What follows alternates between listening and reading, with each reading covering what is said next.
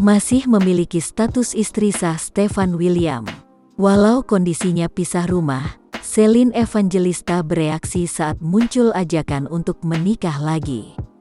Tak diketahui identitasnya sebab itu terungkap berdasarkan isi Instastory di IG milik Celine Evangelista pribadi.